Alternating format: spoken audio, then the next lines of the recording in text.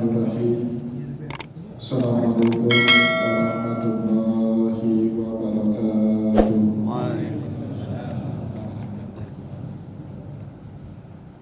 Alhamdulillah.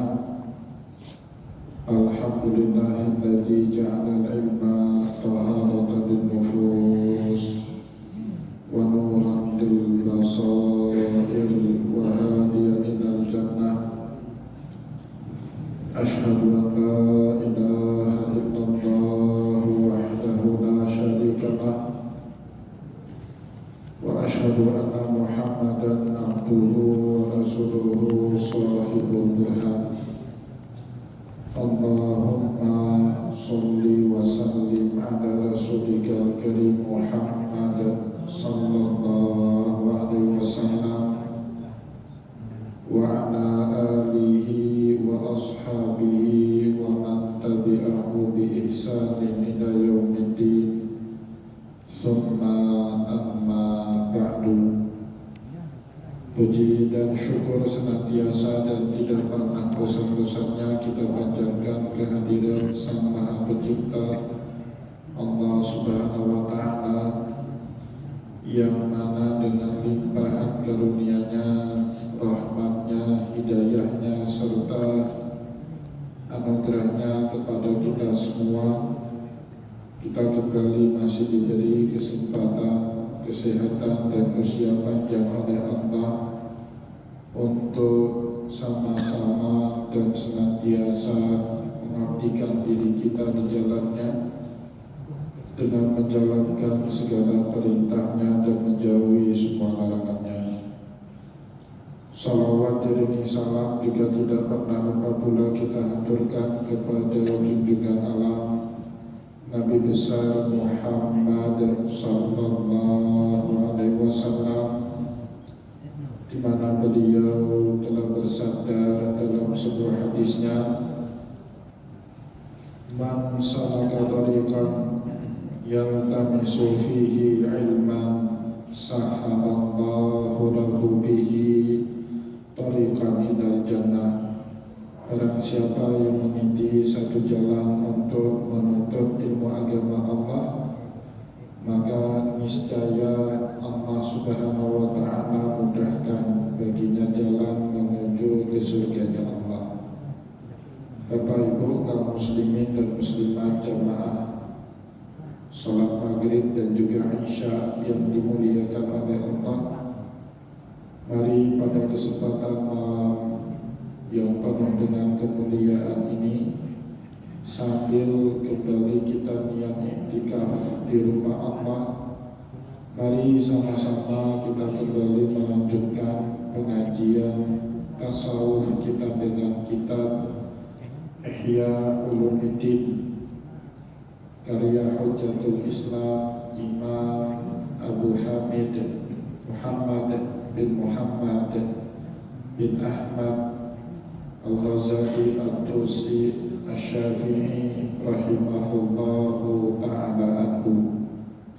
Dan insyaallah pada kesempatan malam ini kita kembali akan melanjutkan bacaan kita dengan ciri ulama akhirah yang kelima atau yang keenam, ayatuna hazinan munkasiran muttariqan shamitan. Biasanya ulama akhirah, kata Imam Al-Ghazali, punya tanda-tanda, punya ciri-ciri hazinan. Mereka menangis karena dosa, munkasiran merasa rendah diri atau merasa rendah hati, muttariqan shamitan yang membuat mereka lebih banyak diam daripada berbicara. Bapak Ibu kaum muslimin dan muslimat jamaah pengajian yang dimuliakan oleh Allah, sebelum kemarin kita libur, kita sudah membaca banyak nukilan dari berbagai riwayat yang disampaikan kepada kita oleh Imam Al-Ghazali mengenai keterangan mengenai ciri ulama akhirah yang keenam ini. Dan insyaallah pada kesempatan malam ini kita kembali akan melanjutkan bacaan kita dengan penjelasan berikutnya, di mana selanjutnya Imam Al-Ghazali menjelaskan juga kepada kita dengan berbagai macam riwayat. Waruya fil Israiliyati, dan teriwayatkan dalam sebuah cerita Israiliyat. Cerita Israiliyat itu Bapak Ibu maksudnya cerita yang diperoleh oleh sahabat Nabi ataupun tabi'in ataupun tabi'in dari tradisi tutur atau tradisi tulis Ahlul Kitab. Jadi Ahlul Kitab, baik orang Yahudi maupun orang Nasrani, punya cerita-cerita baik yang berkaitan dengan kehidupan para nabi mereka, atau yang berkaitan dengan kehidupan orang-orang soleh dari tengah Bani Israel. Rasulullah SAW dahulu menjelaskan kepada kita sikap atau posisi apa yang harus kita lakukan saat mendengar cerita Israiliyat. Kata Rasulullah, idza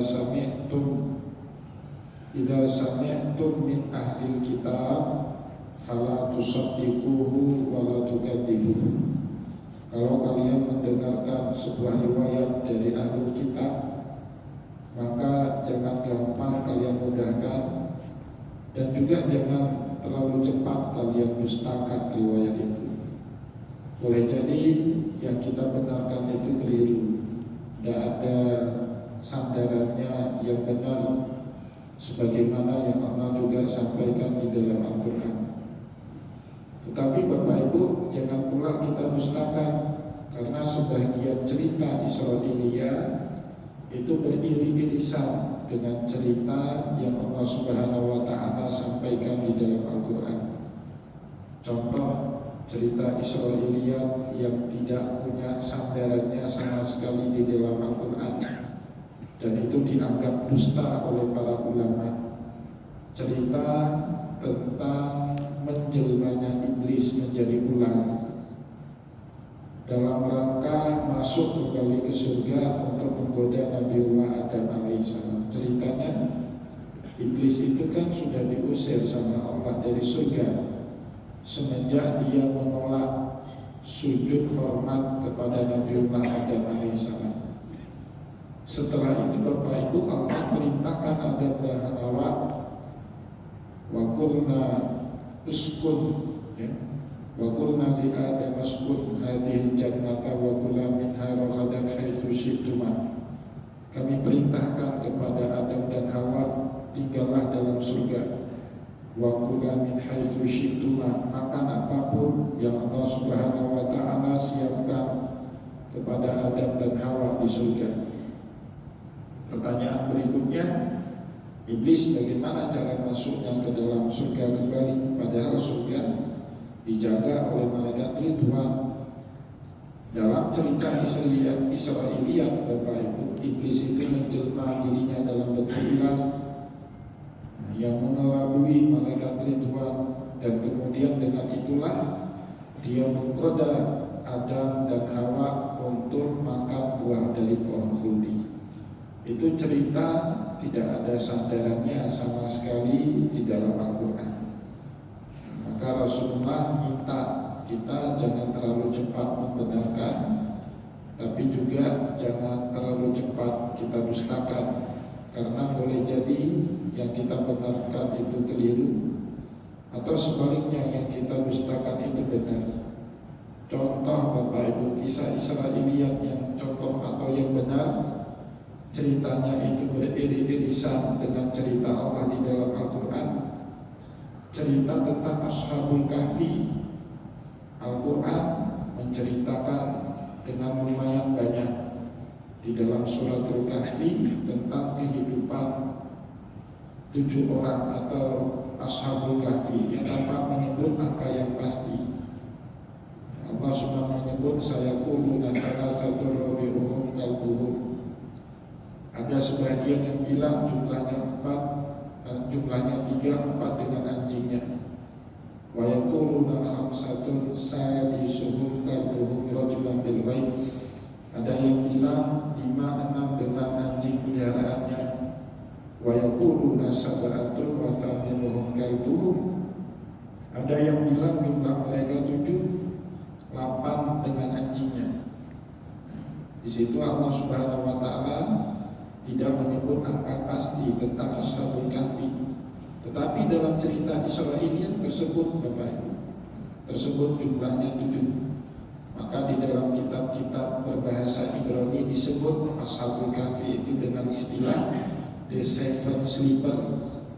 Dan 7 nama ini juga muncul di dalam hadis Rasulullah, seperti Maksalmina, itu kan nama Ashabul Kahfi ya. Maksalmina, Tamliha, Nainunis, itu nama Ashabul Kahfi. Anjingnya Kitmir. Dan cerita Israiliyat itu juga diiyakan oleh Rasulullah. Mulanya dari cerita Israiliyat, tapi diiyakan oleh Rasulullah. Maka oleh sebab itu Bapak Ibu, posisi kita orang awam dalam mendengar cerita Israiliyat itu gampang. Kalau cerita Israiliyat itu kemudian dibenarkan oleh ulama yang muktabar di dalam kitab-kitab mereka, kita ambil cerita itu menjadi pelajaran bagi kita dalam hidup. Tapi sebaliknya, jika cerita itu ditolak oleh para ulama karena tidak ada dasarnya baik dalam Al-Quran maupun hadis Rasulullah, maka kita pun menolak yang cerita-cerita Israiliyat tersebut. Sehingga ada satu ulama Arab Saudi, nama beliau Mustafa Abu Syahibah, Profesor Dr. Mustafa Abu Syahibah, ngarang kitab judulnya Al-Israiliyat fil Quran was Sunnah. Berbagai macam Israiliyat atau berbagai macam cerita Israiliyat yang tersusupi dalam tafsir Al-Quran ataupun hadis Rasulullah Sallallahu Alaihi Wasallam. Beliau yang memulai kembali mana yang cerita benar, mana cerita yang dongeng, yang tidak ada sandarannya dari Al-Quran dan hadisnya Rasulullah. Adapun cerita Israiliyat yang diriwayatkan oleh Imam Al-Ghazali tentu sudah hasil dari renungan dan penelitian beliau. Dan mungkinlah Imam Al-Ghazali Bapak Ibu mengutipkan satu cerita bohong yang hanya akan membuat umat tertipu dan menjauh dari agama Allah. Itu sama sekali bukan tujuan utama dari Imam Al-Ghazali mengarang kitab Ihya.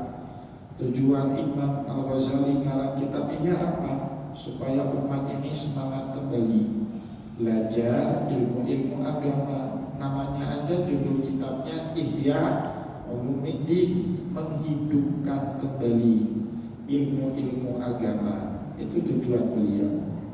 Nah, oleh sebab itu penjelasan singkat tentang Israiliyat ini penting untuk kita uraikan di sini supaya Bapak Ibu tidak skeptis, ya, tidak ada ragu-ragu ngapain itu Pak Ustadz baca kisah Israiliyat, karena tidak semua kisah Israiliyat itu dusta, ada juga yang benarnya sebagaimana tadi kata Nabi di dalam hadis. Bapak Ibu yang dimuliakan oleh Allah, wa ruwiya fil Israiliyat, telah teriwayatkan di dalam kisah-kisah Israiliyat yang sumbernya dari ahlul kitab, baik Bani Israel, orang Yahudi maupun orang Nasrani. Anna hakiman sannafa thalatha mi'atin wa sittina mushafan fil hikmati hatta wusifa bil hakim. Seorang yang dinamai dalam riwayat ini dengan Hakim. Siapa dia Hakim di sini? Kita sering menyebutnya Luqmanul Hakim. Bahkan Bapak Ibu, namanya itu abadi di dalam Al-Quran, menjadi salah satu nama Al-Qurannya surat Luqman. Di dalam Al-Quran setelah surat Sajadah itu namanya surat Luqman, Bapak Ibu, ya. Jadi kisah Israiliyat ini ada beriri-irisan dengan cerita Allah Subhanahu wa Ta'ala di dalam Al-Quran. Di dalam Al-Quran kan Allah mengisahkan itu cerita Luqmanul Hakim. Wa idh qala Luqmanu li banihi ya bunayya la tusyrik billah inna syirka la dzulmun adzim wa wassayna al-insana biwalidayhi husna. Nasihat Luqmanul Hakim terutama kepada putra-putranya. Jadi kalau orang diabadikan kebaikannya Bapak Ibu sama Allah dalam Al-Quran, berarti orang itu bukan sembarangan orang. Bahkan menurut sebagian riwayat, Luqmanul Hakim itu bukan orang bijak, bukan sebatas orang bijak, tapi dia termasuk salah satu dari 1000-an nabi.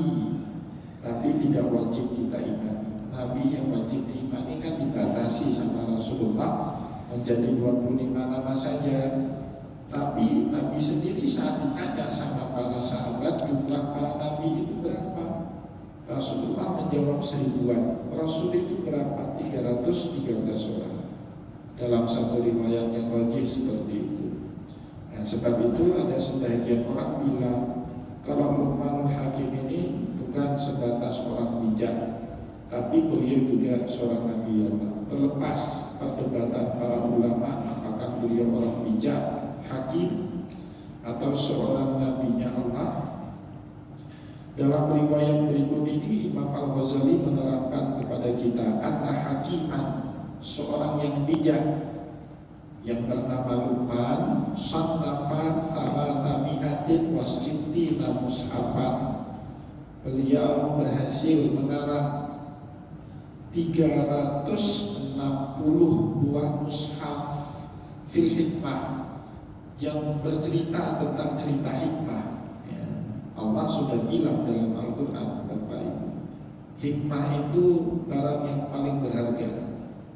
Orang yang mampu menghikmahi berbagai macam peristiwa yang terjadi pada dirinya atau yang terjadi pada sekitarnya, baik peristiwa yang menyenangkan atau bahkan peristiwa yang tidak menyenangkan, itu orang paling hebat, sudah diberikan banyak karunia sama Allah.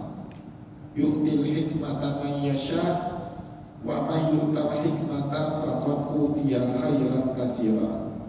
Barang siapa yang telah diberikan hikmah sama Allah, nah, orang itu telah diberikan banyak kebaikan, kata Allah Subhanahu wa taala. Luqmanul Hakim Bapak Ibu berhasil mengarang 360 mushaf yang isinya berbagai kata hikmah, berbagai kata bijak, ya, yang membuat orang kalau membaca itu muncul kembali gairah dalam beramal soleh dan meninggalkan kemungkaran. Dan itu kan gak sembarangan orang Bapak Ibu. Tidak ada sembarangan orang yang tutur katanya itu bisa didengar dan mencerahkan orang lain. Nah, Luqmanul Hakim salah satu orang yang dianugerahi oleh Allah Subhanahu wa taala kemampuan menghikmahi semua peristiwa. Bahkan kemampuan itu bukan hanya untuk dirinya, tapi juga dia bisa menulis dan menerangkannya kepada orang lain.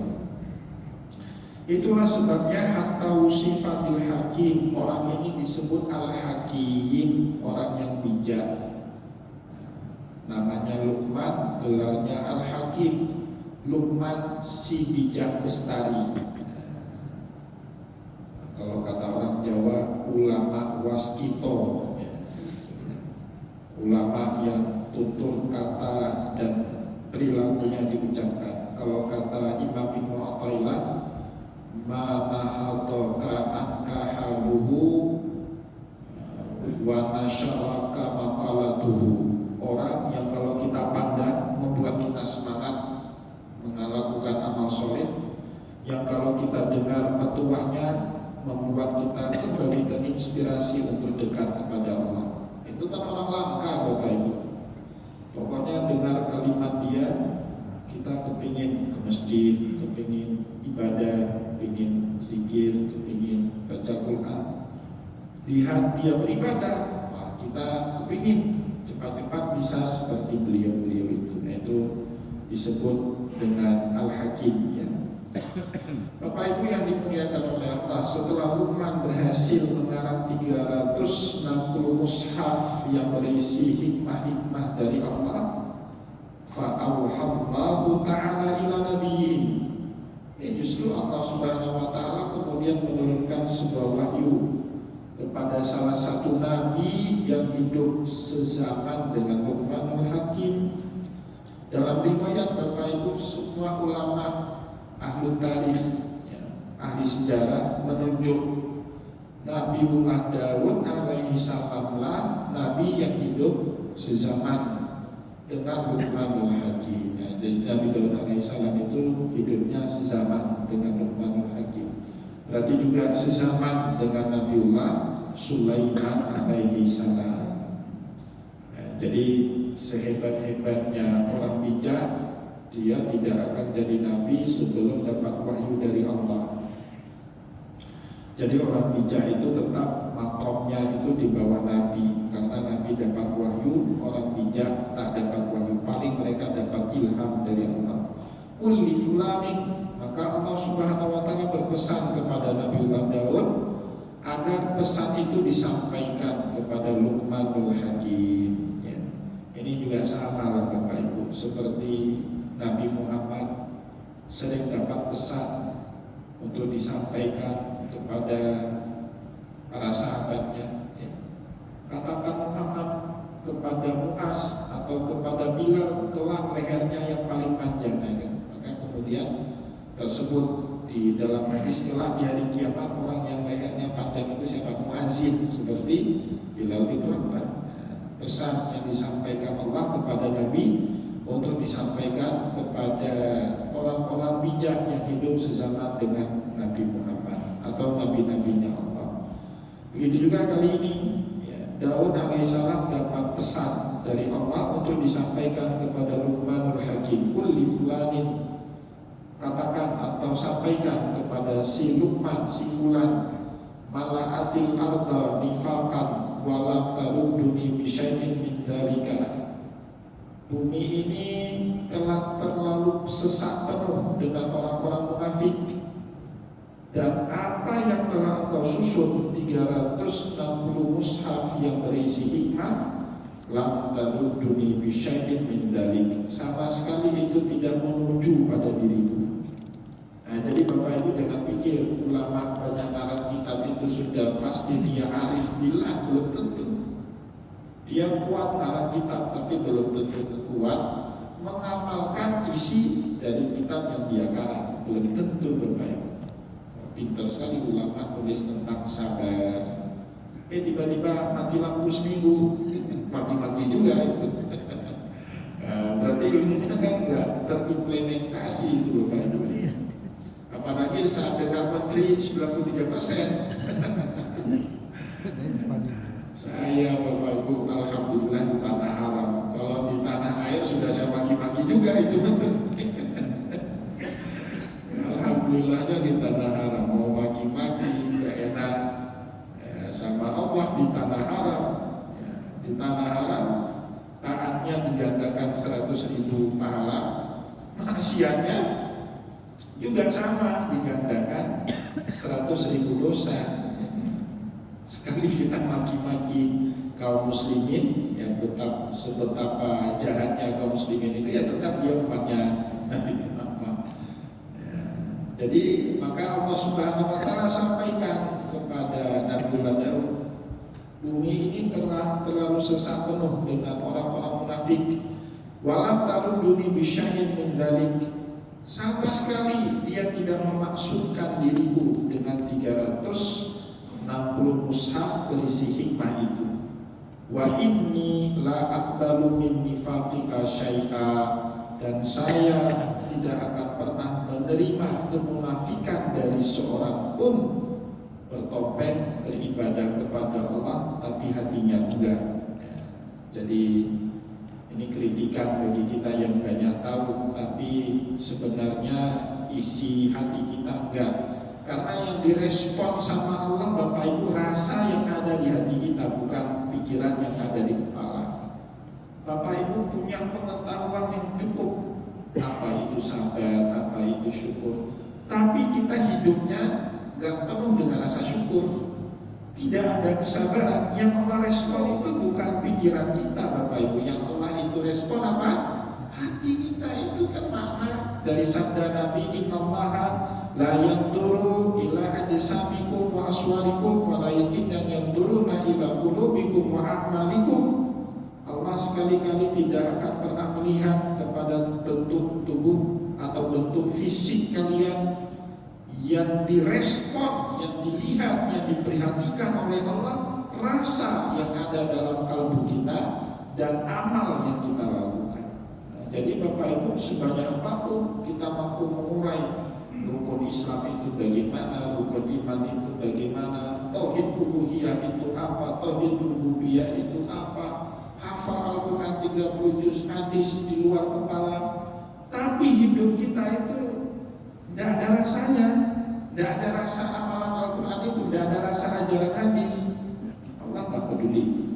Nah, persis sama seperti Luqmanul Hakim, kognisinya bagus, kemampuan akademiknya bagus, mampu mengurai. Bahkan kata hikmah itu disusun dalam 360 mushaf. Tapi Allah bilang, dia tidak maksud aku sebenarnya dengan mushaf-mushaf itu. Wa inni la akbaru min nifaqika syai'a, dan saya tidak pernah mau menerima kemunafikan. Tahu tapi rasa dalam hati beda dengan apa yang dia tahu. Itu munafik. Levelnya ulama, ya, levelnya aulia itu udah munafik. Kalau kita orang awam, Bapak Ibu belum lah, ya, itu munafik yang beda levelnya. Fanadi marrajulu wa tawakadali, saat mengetahui wahyu Allah melalui lisannya Nabiullah Daud tadi.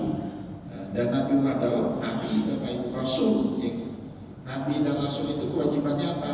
Tabligh, wajib sampai walaupun gak enak. Itu Nabi dan Rasul, ya. Kalau itu perintah Allah, wajib sampai walaupun itu gak nyaman, gak enak, bahkan gak enak sama diri sendiri. Contoh siapa? Ibrahim disuruh beli putranya. Kalau kita jadi Nabi, alah, angkat gak ada aja. Ya, tapi Nabi gak boleh, dia harus beli itu putra. Padahal itu perintah yang paling gak mengenakan bagi seorang bapak. Tapi mau gak mau itu Nabi, namanya tabligh, punya sifat wajib menyampaikan walaupun itu gak enak.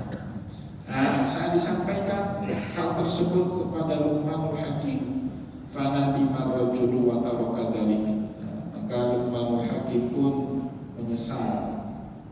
Ya, ternyata rasa kalbu saya beda dengan ilmu yang saya ketahui, ya. Wa taraka dzalik, maka beliau tinggalkan dari kebiasaan yang ngarang kitab itu, ya, ngarang kata-kata hikmah itu dia tinggalkan. Wa khalatal ammah, semenjak itu dia mulai hidup dengan orang banyak, dengan siapapun, dengan bermasyarakat lah hidupnya. Enggak lagi menyendiri di gudang, di rumah, di perpustakaan, ya. Wa masya fil aswaq, kemudian jalan-jalan di pasar. Jadi Bapak Ibu, penting sekali. Nabi itu kan salah satu hobinya apa? Yamshuna fil aswaq, sampai dikritik sama orang Quraisy. Kata orang Quraisy, "Mali hadzal rasul yaquluna ta'ama wa yamshuna fil aswaq." Nabi macam apa kamu Muhammad? Masih senang doyan makan dan jalan-jalan di pasar. Sampai dijawab sama Allah, "Wa ma arsalna qablaka minal mursalin illa innahum la yaquluna ta'ama wa yamshuna fil aswaq." Tidak pernah kami utus seorang nabi ataupun rasul kecuali mereka senang makan-makan. Jadi makan-makan itu sunnah Nabi. Wa yamshuna fil aswaq, senang jalan-jalan di pasar. Tadi Bapak Ibu, saya habis Jumat ini belum pulang ke rumah. Tiba-tiba masuk gas ke toko wakaf kita. Kita kelola satu toko wakaf, masuk gas tiba-tiba. Kita kan tahu ya, isu gas sekarang kan barang langka. Gasnya masuk cuma 120, yang antri 1000 orang Bapak Ibu. Karena hari Selasa kemarin masuk, saya pernah cerita hari Kamis kemarin sama Jejena, ribut itu waktu masuk. Ada tentara itu yang pensiunan tentara mau pukul satu karyawan. Akhirnya saya harus datang. Alhamdulillah tadi lebih tenang. Walaupun tenang, menenangkan 1000 orang diterik matahari dan mereka perutnya kosong, itu repotnya setengah mati Bapak Ibu. Padahal polsek Pembata itu turun 3 orang menemani, 3 orang, maka polseknya juga turun, tapi tetap cekcok juga. Kenapa? Masalah perut, sayang itu rakyat. Tapi dapat ilmu banyak. Sebegitu menderitanya rakyat kita yang biji tidak ada, kayak masa prasejarah. Kan nenek-nenek ada waktu itu saya sedih itu ya, nenek-nenek saya tanya, "Nek, mana anaknya?" "Anak saya nggak ada di sini." "Cucunya nggak ada juga." "Sendiri nenek-nenek, teringat nenek saya sendiri Bapak Ibu, usia 80, tenteng-tenteng gas." Itu kan sedih gitu. Jadi memang kalau mau dapat ilmu yang benar, yang aplikatif, betul ini kata ungkapan ini, khalital amah, hiduplah bersama dengan orang banyak. Nah, kita akan tahu cerita orangnya. Wa masyafil aswad, jalan-jalan di pasar, lihat realita di pasar itu. Saya kebetulan pulang umroh ini dari Selasa, Rabu, Kamis karena nggak ada kegiatan lain, sering antar anak. Kalau zuhur atau kadang-kadang asar antar anak, saya les di Kampung Baru dekat dengan masjid Kampung Baru. Jadi sambil mengantar anak, setelah itu saya sholat zuhur atau asar biasanya di masjid Kampung Baru yang kecil itu. Itu betul-betul prihatin itu. Ada orang yang tinggal di masjid, nggak ada rumah. Bahkan ada salah satunya itu artis Aceh itu. Saya sebut namanya siapa. Itu tinggalnya di masjid itu. Apa rumahnya di situ, nyucinya di situ. Akhirnya ngobrol sama saya satu hari. "Tinggal di sini Pak." Kalau saya sebut namanya langsung Bapak Ibu tahu itu. Kalau saya sebut namanya itu, "Tinggal di sini ya." "Ya dukung tinggal itu." "Nggak ada keluarga." "Aduh, sedih kali." "Sudah berapa lama?" Sekitar setahun setengah. Waduh, duit nggak ada, lagi krisis seperti sekarang. "Makan di mana?" "Kadang-kadang nak, kadang-kadang enggak." Waduh, itu sedih sekali ya. Ya kalau kita nggak ke pasar nggak tahu yang gitu-gitu Bapak Ibu. Maka Nabi itu diwajibkan jalan-jalan ke pasar sama Rasulullah, sama Allah Subhanahu Wa Taala. Ya begitu juga Luqmanul Hakim, tahu banyak tentang hikmah tapi tidak pernah hidup bersama masyarakat, apalagi dengan orang bawahan, tidak pernah jalan-jalan. Itu dibodohi nanti sama menteri.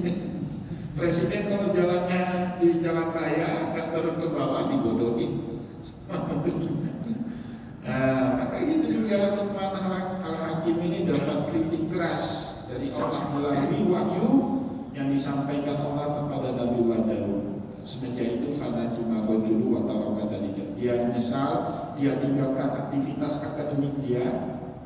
Wa khalital amah, semenjak itu hidup dengan orang banyak bermasyarakat. Wa masyafil aswaq, hobinya itu di pasar, jalan-jalan, lihat. Wawakala Bani Israel, hidup bersama layaknya Bani Israel yang lain, tidak elit, ya, tidak mewah, tidak eksklusif seperti rakyat jelata. Watawadhu'a fi nafsihi. Bapak Ibu, kalau orang nggak kenal kita, walaupun kita orang hebat, kita bukan siapa-siapa. Saya sering bawa jemaah umrah, kadang-kadang pejabat di Mekah hilang pejabat-pejabatnya itu kan. Mau petang-petang, saya pejabat jangan usir saya. Ruh ya kan, kata polisi Arab, kena usir juga. Kemarin waktu umrah saya ketemu dengan salah satu bupati yang heboh. Bupati orang kampung ya. Ketemu lagi saya, kebetulan gabung ya, tahalul barengan lagi tahalul. Saya lagi cukur rambut salah satu jamaah, kemudian saya cukur. Tiba-tiba datang itu polisi Arab. Dalam hati saya, bupati diusir juga di sini. Ya kan?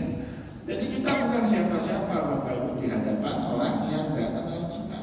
Ya. Nah, maka di saat itu nggak ada pilihan lain kecuali apa? Tawadhu. Kalau Bapak Ibu masih nyombong diri di situ, berantem. Karena saya bawa jamaah berantem Bapak Ibu, karena beliau merasa punya duit di Indonesia, di Mekah sebanyak apapun duit, apa mau dengar polisi Arab itu? Kan tidak. Nah, tetap diusir juga kalau berantem itu kan. Nah, dan pilihan watawadhu'a fi nafsi, kecuali akhirnya bertawadhu. saat kita hidup dengan rakyat jelata, orang banyak menyombongkan diri, bagaimana kita berbaik? Musibah kemarin, Bapak Ibu punya banyak duit, mau beli minyak mana? Harus antri juga kan? Jadi kadang-kadang perlu antri itu. Ya, perlu antri itu untuk membuat kita tawadhu, sama rasa dengan orang banyak, ya. Nah, Bapak Ibu yang dimuliakan oleh Allah, pada saat Luqmanul Hakim mengubah cara hidupnya, tidak elit, tidak eksklusif, tidak bisa disentuh, untouchable kata anak muda sekarang, tidak bisa disentuh, terlalu di Menara Gading hidupnya, ya. Ulama yang hidup di Menara Gading, nggak terjun masyarakat, dikritik sama, sehingga dia berbaur, hidup bersama Bani Israel, penuh dengan kerendahan hati, layaknya orang pada umumnya. Fa'auhallahu ta'ala ila nabi. Nah, pada saat itu Allah kembali berwahyu kepada Nabiullah Daud alaihissalam. Qullahu, Daud, sampaikan pesanku kepada Luqman, al-ana wa faqta ridhoi. Sekarang dia telah mendapatkan ridho. Nah, kapan? Ketika di hidupnya sudah bisa merasa sama rata, sama rasa. Itu kan Nabi Muhammad mencontohkan itu. Bapak Ibu, saya sering menceritakan Rasulullah itu kalau jalan dengan 5 orang dan ketemu dengan satu anak muda yang belum kenal Nabi Muhammad, dia pun bingung yang mana Nabi, karena nggak nampak lebih dari cara berpakaian Nabi dengan sahabat-sahabatnya. Nggak ada itu Nabi Muhammad lebih tinggi sorbannya, lebih mewah bajunya, lebih mahal celananya, nggak ada seperti itu sama Rasulullah. Sama tampilan Nabi dengan sahabat-sahabatnya, nggak mau dilebihkan Rasulullah. Nah, kalau rasa kita sudah bisa seperti itu, Bapak Ibu, Allah respon itu kalbu kita. Itu juga orang hati, jadi orang bijak ketika dia switch, yang mengubah cara dia hidup dari yang sebelumnya elit, nggak bisa tersentuh, ingin selalu dihormati, walaupun banyak anak kitab hikmah, nggak ada maknanya itu sama Allah. Sampai hidupnya kemudian berubah, hidup layaknya orang awam, sering di pasar, ya. Kalau misalnya Bapak Ibu jadi pejabat, masih berani nongkrong. Pak Salmina waktu jadi pejabat, berani nongkrong di kedai kopi. Kadang-kadang kita kalau ada jabatan kan nggak berani lagi Bapak Ibu, takut diminta bayar. Nggak berani lagi, harus berani seperti itu, harus sama. Saat sebelum ada jabatan dengan sebelum ada jabatan harus sama rasa. Wah, itu benar, itu orang benar, nggak ada orang gengsi-gengsian, ya. Bapak Ibu kaum muslimin dan muslimat jamaah pengajian yang dimuliakan oleh Allah, kita padakan terlebih dahulu bacaan kita pada kesempatan malam ini. Insyaallah pada pertemuan yang akan datang kita akan lanjutkan kembali bacaan kita pada kesempatan malam ini. Semoga apa yang tadi telah kita sampaikan bermanfaat kepada kita semua. Saya mohon maaf jika ada yang tidak berkenan. Allahumma fiqil aqamit tariq wa nasrun minal mafatun karim wa salam.